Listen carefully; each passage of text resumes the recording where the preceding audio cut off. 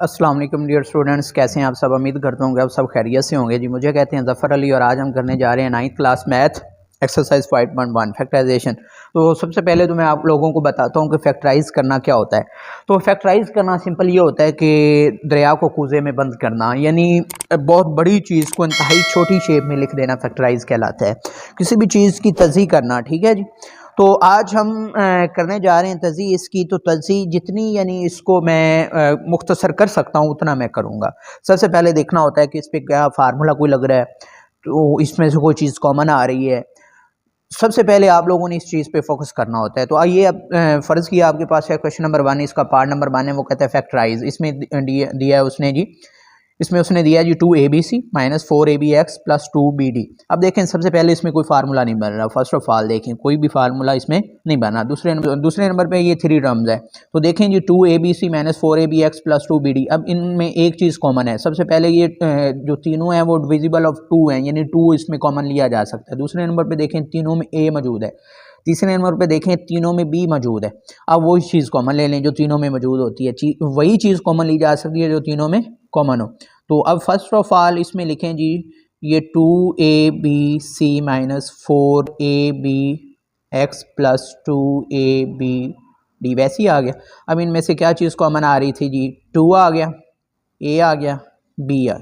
इधर देखें क्या रह गया जी, 2ab निकल गया तो c माइनस 2x, इधर से 2ab निकल गया तो क्या प्लस d।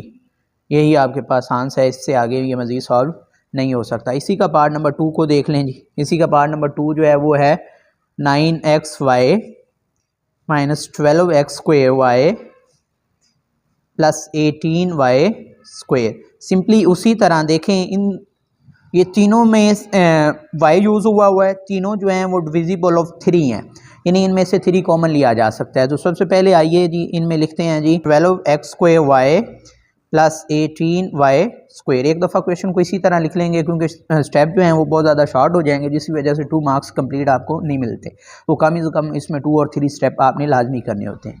चलें जी, इसमें देखें क्या चीज़ कॉमन आ रही है। एक तो 3 आ रहा है, दूसरे नंबर पे y आ रहा है, क्योंकि देखें इन दोनों में x मौजूद है लेकिन इसमें x मौजूद नहीं है। तो कॉमन वही चीज़ ली जा सकती है जो तीनों में मौजूद होती है, यानी जितनी मर्जी टर्म है सभी में वो मौजूद होगी तो फिर ही कॉमन ले सकते हैं। तो y आ गया। अब इधर से क्या रह गया जी 3x, इधर से क्या रह गया जी 12 को 3 पे डिवाइड करें तो 4 आ गया, और एक आपके पास x स्क्वेयर वैसे ही आ गया तो y कॉमन ले लिया, प्लस 6 आ गया जी, y स्क्वेयर है तो y रह गया। ये आंसर आ गया। इससे आगे ये मज़ीद सॉल्व नहीं हो सकता। अब इसी का पार्ट नंबर 3 देख लें। पार्ट नंबर 3 में उसने आपसे पूछा है कि minus 3x square Y minus 3x plus 9xy square. Solution करते हैं जी। एक दफ़ा इसको ऐसे लिख लें, minus 3x square Y minus 3x plus 9xy square. सबसे पहले देखें ये इक्वल मैं क्यों लगा रहा हूँ। मैं अक्सर कहता हूँ पूरी मैथ में जिस भी क्वेश्चन में अगर इक्वेशन यूज़ नहीं हुई, इक्वेशन में इक्वल नहीं लगता होता, ये मिस्टेक नहीं करनी। विदाउट इक्वेशन जो भी मैथ आप कर रहे हैं वहाँ इक्वल मस्ट होता है, अदरवाइज आपके नंबर कट होंगे। तो ये इक्वल लगा दिया क्योंकि ये इक्वेशंस नहीं है, एक्सप्रेशन है, पोलिनोमियल है। तो आइए जी इनमें देखें क्या चीज़ कॉमन आ रही है। सबसे पहले इनमें आपने कोशिश करनी होती है कि जो फर्स्ट टर्म है उसके साथ माइनस ना हो, बुरा लगता है। तो माइनस भी कॉमन ले लें, माइनस आ गया। फिर तीनों डिविजिबल ऑफ 3 हैं, 3 कॉमन आ गया। अब तीनों में देखें x मौजूद है तो x कॉमन ले लिया। अब y इसमें मौजूद नहीं है तो लिहाजा y कॉमन नहीं ले सकता। आई माइनस माइनस प्लस हो गया जी, 3 गया तो एक x स्क्वायर है तो एक x रह गया, y रह गया, माइनस माइनस प्लस हो गया जी, 3x निकल गया 1, प्लस 9 को 3 पर डिवाइड करें तो 3 आ गया, x भी निकल गया तो y स्क्वायर आ गया। ये आंसर आ गया। इससे आगे ये मज़ीद सॉल्व नहीं हो सकता। इसी का पार्ट नंबर 4 करवा रहा हूँ आपको। इसमें देखें पार्ट नंबर 4 में उसने आपसे पूछा है 5ab square c cube minus 10a square b cube c minus 20 a3 b c square. यही चीज़ उसने पूछी है। सॉल्यूशन की जानिब आएंगे। अब देखें इनमें क्या चीज़ कॉमन आ रही है। सबसे पहले ये तीनों जो हैं वो डिविजिबल ऑफ 5 हैं, तो 5 ले लिया। अब देखें तीनों में ए बी सी यूज़ हुआ है, तो ए देखें इसमें आपने मिनिमम इसकी वैल्यू को देखना होता है। अब मिनिमम एज पर 1 है तो मैं मिनिमम ही ले सकता हूँ, क्योंकि अगर मैं स्क्वायर लेता हूँ तो इसमें तो स्क्वायर मौजूद नहीं है, दूसरों में मौजूद है लेकिन इसमें मौजूद नहीं है, तो सिर्फ ए ही कॉमन आएगा। अब बी देखें, बी की मिनिमम वैल्यू जो है वो आपके पास बी 1 है, तो लिहाजा बी अकेला ही कॉमन आएगा। अब देखें सी की मिनिमम वैल्यू 1 है, तो सी अकेला ही कॉमन आएगा। अब इसमें देखें 5 बी निकल गया, ए भी गया और बी एक गया, तो एक बी रह गया इधर, और सी एक निकल गया तो सी स्क्वायर आ गया जी, -2 आ गया जी। अब इधर से एक ए रह गया, इधर से एक बी निकल गया तो स्क्वायर, और सी भी निकल गया। अब माइनस इधर वैसे ही आ गया तो ये 4 आ गया, क्योंकि 20 को 5 पे डिवाइड करें तो 4 आता है। अब इधर से एक स्क्वायर आ गया और इधर से बी भी निकल गया जी, सी स्क्वायर है तो सी आ गया, तो ये इसका आंसर आ गया, ये मज़ीद सॉल्व नहीं हो सकता। चलते हैं जी क्वेश्चन नंबर 2 की जाने। बाकी भी इसी तरह के 2 रह गए हैं, वो आपके असाइनमेंट है, वो आप खुद करेंगे। चलें जी, क्वेश्चन नंबर 2 है हमारे पास, इसको भी आप लोगों ने फैक्टराइज करना है। इसमें उसने 3 टर्म की बजाय 4 टर्म लिखनी है, तो आप 4 टर्म में से पहली 2 टर्म में से जो चीज़ कॉमन आती है वो ले लें, और सेकंड वाली 2 टर्म में से जो चीज़ कॉमन आती है वो ले लें। इन दोनों में देखें क्या चीज़ कॉमन आ रही है, सिर्फ इन दोनों में क्या कॉमन है, ए है, तो ए कॉमन ले लिया। तो इधर क्या रह गया जी, 5x माइनस 3y। अब क्या चीज़ कॉमन लूँ तो ये चीज़ बने। अब ये चीज़ इधर देखनी होती है सिर्फ कि 2 फैक्टर आपके कॉमन बनने चाहिए। अब क्या चीज़ कॉमन लूँ तो 5x माइनस 3y बनेगा, तो माइनस बी कॉमन ले लूँ, माइनस का बी। अब माइनस माइनस प्लस हो गया तो 5x रह गया, इधर प्लस माइनस माइनस हो गया, 3 बी निकल गया तो 3y आ गया। ये ले, इस तरह लेना होता है फिर कि 2 फैक्टर आपके सेम बन जाए। अब जी एक फैक्टर आ गया आपके पास a माइनस बी, और दूसरा फैक्टर आपके पास आ गया 5x माइनस 3y। एक फैक्टर इनमें से लिख लेना है, ये आपके पास आंसर आ गया इसका। चलते हैं जी क्वेश्चन नंबर, इसके पार्ट नंबर 2 की जानिब। तो इसका पार्ट नंबर जो 2 है वो उसने पूछा है आपसे, वो कहता है जी 3x y प्लस 2y